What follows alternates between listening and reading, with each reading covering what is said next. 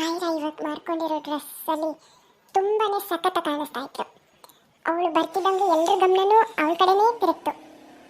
ಆಯ್ರಾ ಬಂದವಳೆ ಏನನ್ನೂ ಗಮನಿಸದೆ ಅಕ್ಷತ್ ಎಲ್ಲಿ ಅಂತ ನೋಡಿ ನಿಧಾನಕ್ಕೆ ಅವನು ಕೂತಿರೋ ಟೇಬಲ್ ಕಡೆ ನಡೆದ್ಲು.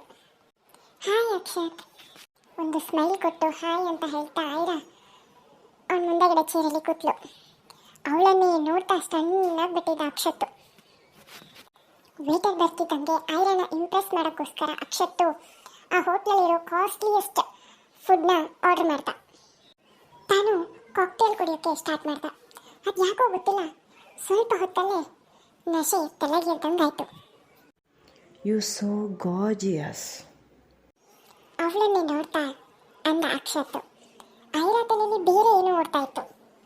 ಅಕ್ಷತ್, ಯು ಸೋ ಹ್ಯಾಂಡ್ಸಮ್, ದೊಡ್ಡ ಬಿಸ್ನೆಸ್ ಮ್ಯಾನ್ ಕೂಡ. ಆದರೂ ನೀವು ಯಾಕೋ ಇನ್ನೂ ಮದುವೆ ಆಗಿಲ್ಲ?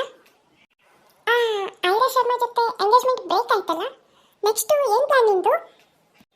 ಬೇರೆ ಯಾರಾದರೂ ಹುಡುಗಿ ಇದ್ದಾಳ ಅಂತ ಸ್ಮೈಲ್ ಮಾಡ್ತಾನೆ ಕೇಳ್ತಾ ಇದ್ಲು.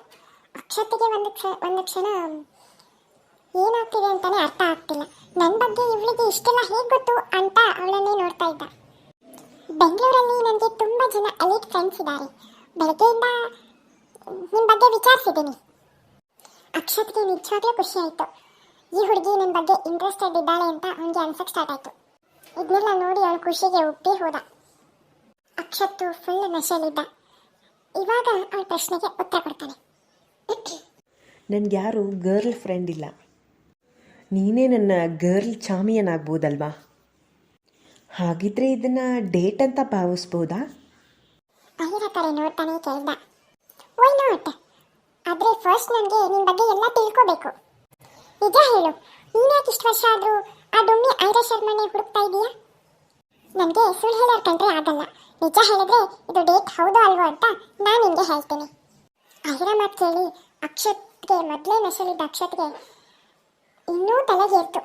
ಅವನು ಹೇಗಾದರೂ ಮಾಡಿ ಈ ಐರಾನ ಇಂಪ್ರೆಸ್ ಮಾಡಬೇಕು ಅಂತ ಹೇಳಿ ಇವಾಗ ಉತ್ತರ ಕೊಡ್ತಾನೆ. This is just business deal. ಆ ಪೆದ್ದಿ ಐರಾ ಶರ್ಮಾ ನಾನು ಅವಳನ್ನು ಲವ್ ಮಾಡ್ತಾ ಇದ್ದೀನಿ ಅಂತ ಅಂದ್ಕೊಂಡಿದ್ಲು. ಅವಳನ್ನು ಇಷ್ಟಪಟ್ಟು ಮದುವೆ ಆಗ್ತಿದ್ದೀನಿ ಅಂತ ಅಂದ್ಕೊಂಡಿದ್ಲು.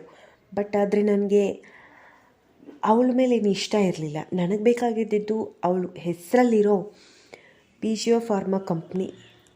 ಅದಕ್ಕೋಸ್ಕರ ಮದುವೆ ಆಗಕ್ಕೆ ಒಪ್ಕೊಂಡಿದ್ವಿ ಅಷ್ಟೆ.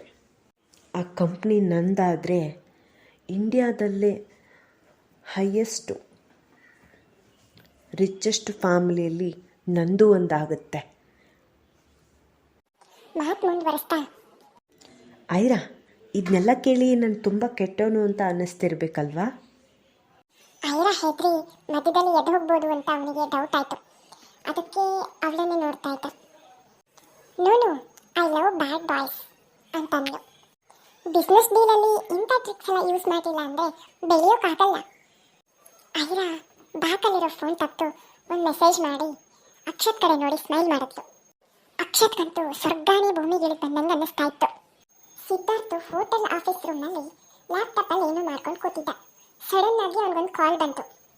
ಈ ಕಡೆಯಿಂದ ಫೋನ್ ರಿಸೀವ್ ಮಾಡಿ ಸಿದ್ಧಾರ್ಥ್ ಆ ಕಡೆಯಿಂದ ಅವ್ರ ಫ್ರೆಂಡ್ ಮಾತಾಡ್ತಾ ಇದ್ರು. ಹಲೋ ಸಿದ್ಧಾರ್ಥ್, ನಿನಗೊಂದು ಶಾಕಿಂಗ್ ನ್ಯೂಸ್ ಇದೆ.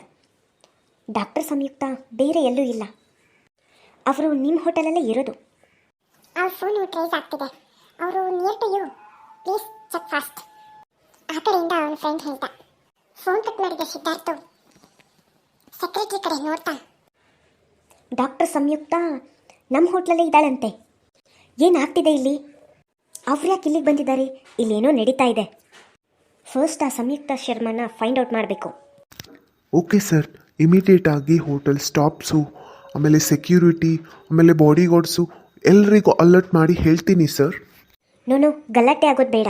ಎಲ್ಲ ಬಿಟ್ಟು ಅವರು ನಮ್ಮ ಹೋಟೆಲ್ಗೆ ಯಾಕೆ ಬಂದರು ಅಂತ ತಿಳ್ಕೋಬೇಕು. ಫಸ್ಟ್ ಅವರನ್ನು ನಾವು ಹುಡುಕಬೇಕು. Get fast. ಸಿದ್ಧಾರ್ಥ್ ನೇರವಾಗಿ ರಿಸೆಪ್ಷನಿಸ್ಟ್ ಹತ್ರ ಹೋಗಿ ಬಂದಿರೋ ಗೆಸ್ಟ್ಗಳ ಲಿಸ್ಟ್ ಎಲ್ಲ ತೆಗಿಸ್ತಾ. ಡಾಕ್ಟರ್ ಸಂಯುಕ್ತ ಅಂತ ಹೆಸರಿದ್ಯಾ ನೋಡಿ ಅಂತಾನೂ ಹೇಳ್ದ. ರಿಸೆಪ್ಷನಿಸ್ಟು ಬೇಗ ಬೇಗ ಚೆಕ್ ಮಾಡಿ ನೋ ಸರ್ ಅಂತ ರಿಪ್ಲೈ ಮಾಡಿದ್ರು. ಅಂಥವ್ರು ಯಾವ ಹೆಸರಿನವರು ನಮ್ಮ ಗೆಸ್ಟ್ ಅಲ್ಲ.